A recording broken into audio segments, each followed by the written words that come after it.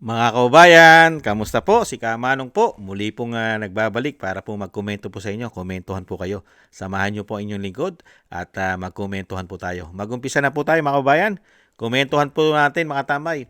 Ito pong balita mga kababayan. Ito pong Balog-Balog Dam mga kababayan ay lumobo daw po matapos mailipat sa opisina po ng Office of the Vice President. Dati po kasi ay nasa National Irrigation Administration, ito pong NIA, at nilipat po nung naupo na po ang tinatawag na Bangag at Bonget. At sinasabi pong biglang lobo po ang pondo ng sinasabing itong dam na Balog-Balog Dam. Magagalit po si Auntie Claire niyan, mga kabayan.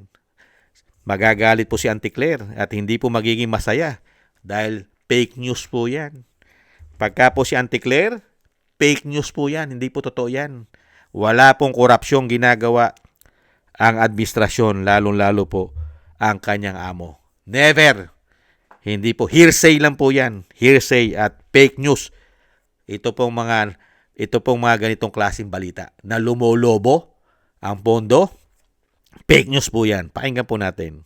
Sa patuloy na pagsisiyasat sa mga kontrata ng Balog-Balog Dam project sa Tarlac, nadiskubre ng Bilyonaryo News Channel na sumipa ang budget para sa maintenance and other operating expenses o MOOE ng proyekto. Ito ay mula nang ilipat ang National Irrigation Administration sa opisina ng Pangulo. Ang detalye sa exclusive agenda report ni Andrea Salve, live nag-uulat mula sa Quezon City. Andrea, may sagot na ba si NIA Administrator Eduardo Guillen dito sa issue na ito? Corina, malaki nga ang naging discrepancy ng hiniling at naigawad na pondo sa NIA para sa Balog-Balog Dam Project, particularly noong taong 2025. Nakausap nga namin si NIA Administrator Eduardo Guillen at ipinaliwanag niya ito. Taon-taong humihiling ng pondo ang National Irrigation Administration o NIA sa ilalim ng kasalukuyang administrasyon para sa maintenance and other operating expenses ng Balog-Balog Multipurpose Project Phase 2 sa bayan ng San Jose sa Tarlac. Mula 2023 hanggang 2025, consistent ang NIA sa paghiling ng 261 million pesos para rito, batay na rin sa National Expenditure Program. Noong 2023, mula sa 261 million proposed budget, mahigit 789 million pesos ang naaprubahan sa ilalim ng national budget.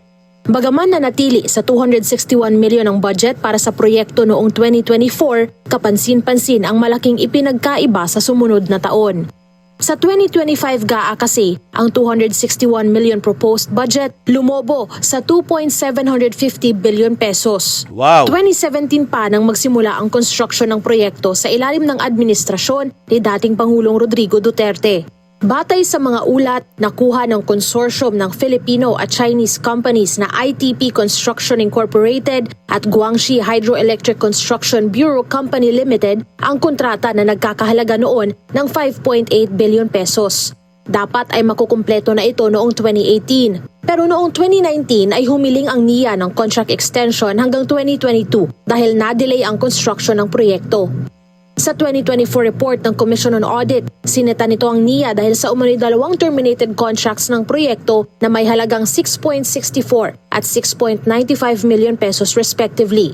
Mula rin 2023 ay taon-taong nabibigyang diin ang proyekto sa budget hearing sa Senado dahil nga sa pagkakaantala at posibilidad ng pagkakawaldas ng nailalaang pondo para rito. Mula kasi sa Department of Agriculture, ipinag-utos ni Pangulong Bongbong Marcos na malipat ang ahensya sa Office of the President noong 2024 sa ilalim ng Executive Order No. 69. Matapos ang termination ng contracts noong 2024 at ang masusing pag-aaral, noong nakaraang taon ay inaward ng NIA ang bagong kontrata sa proyekto sa Santa Clara International Corporation sa halagang 7.67 billion pesos.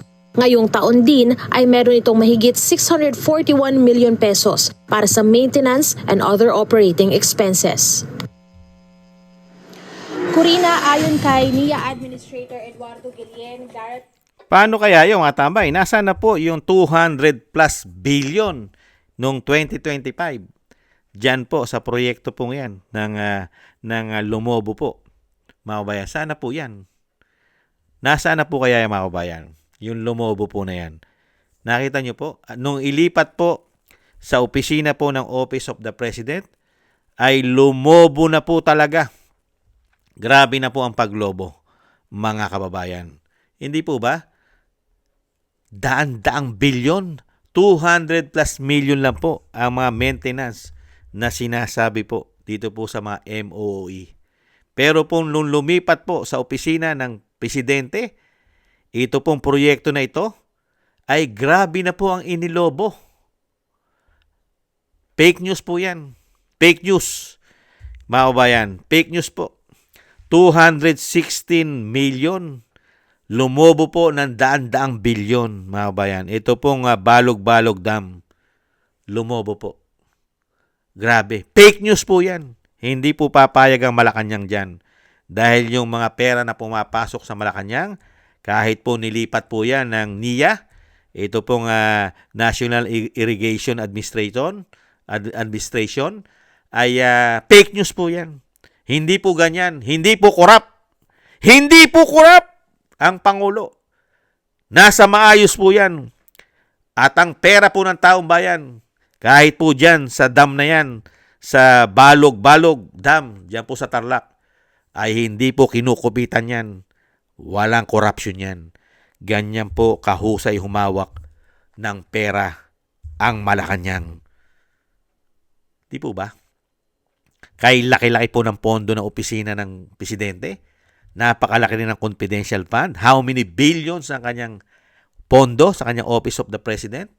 At ganun din po kalaki, 4.5 billion hindi bababa kanyang confidential fund. At meron pa rin po siyang mga proyekto na hinahawakan na nililipat po sa kanyang opisina. Katulad po nitong Balog-Balog Dam. Unbelievable. Mula sa 261 million, daan-daang bilyon na po ang nilobo po nito. How many billions na po, mga kabayan?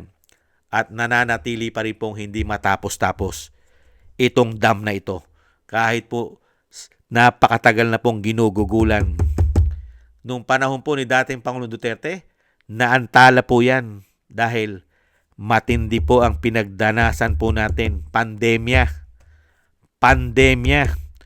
Pero kahit papaano may nagawa po dyan kasi may mga phase 1 yan, phase 2, phase 3, phase 4. Hindi po ba? At hindi po ganong kalaki ang binubuhos pa riyan. Pero ngayon, nilalagyan po nila ng napakaraming pondo. Pero may nahita po ba ang taong bayan sa napakalaking pondo na pumasok po sa Office of the President? Dahil nailipat na po ito pong NIA, ito pong proyekto ng Balog-Balog Dam sa Tarlac. Inilipat po sa opisina ng Presidente. Kaya po yan, fake news yan! Hindi po papayag si Auntie Claire dyan. Hindi pwedeng isangkot at wala pong anomalya yan. Pagdating po dyan sa dam na yan, wala po yan. Makakasiguro po ang taong bayan na magagamit po ng tama ang pondo ng bayan pag po si Auntie Claire ang nagpahayag sa taong bayan. Nakakasiguro kayo kahit sentimo ay wala pong nanakawin ang pamahalaan ng Binagongang Pilipinas sa taong bayan. Hindi ba, Auntie Claire? Yan po, mga kabayan. Ang balita po dito, mga kabayan, binalita po yan ng news ng bilyonaryo na lumobo ng napakalaki. Ito pong Balog-Balog Dam. Mula po sa 200 plus million ay lumobo na po ng daang bilyon. Daang bilyon na po, mga kababayan. Paano ka pa maghihirap pagka ganyan po pumapasok sa iyong pondo? Pinapasukan ka ng bilyon-bilyon. Napakalaki ng pondo mo, ng opisina mo, confidential mo, napakalaki. Tapos may nagdi-deliver pa sa iyo ng mali-maleta. Aba, makakamatayan mo na. Makakakamatayan mo na kahit araw-araw ka tumira ng pulburon at uminom ng coke. Hindi mo na mauubos sa dami ng pera na pumasok yata sa iyo umano. Kahit araw-araw ka magpulburon, hindi na mauubos yan habang buhay mo.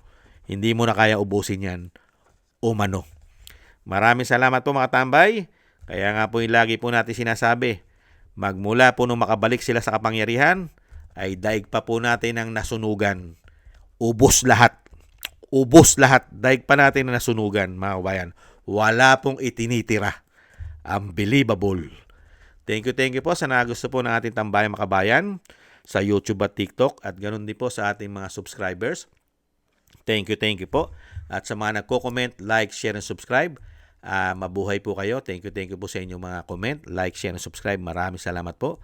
At thank you rin po sa mga nagbibigay po ng tulong at biyaya. Shoutout po kay Eric Hersio ng Canada, kay Annie Jo, ako si Pilam, kay Tatay Nick ng Canada, Gay at Chena, kay Balance Vision TV, si Jesus Valdepena, si Kingston ng Hong Kong, Eric, si Jake Yahut ng California, USA, Gina Ray ng Berlin, Germany, Julieta Silona ng Australia, Baby Roman, Ate Isa ng Cagayan. Thank you po sa inyo mga kabayan. Maraming salamat po sa inyo pong mga tulong at ingat po kayo sa inyo pong mga paggawa. Thank you po mga kabayan. Tis-tis lang po tayo mga kabayan. May tamang panahon po sa mga tao na ito. Sa mga nagpahirap po at nagpasasa po sa ating buwis at pati po sa mga inuutang nila na tayo nagbabayad, may tamang panahon po sa kanila. Lalong-lalo po pag po naging presidente na ang ating vice president. Yun po ang tamang panahon para sa kanila. Maraming salamat po mga tambay. God bless po sa inyo lahat. Itis-tis lang po at ingat-ingat po kayo. Bye-bye.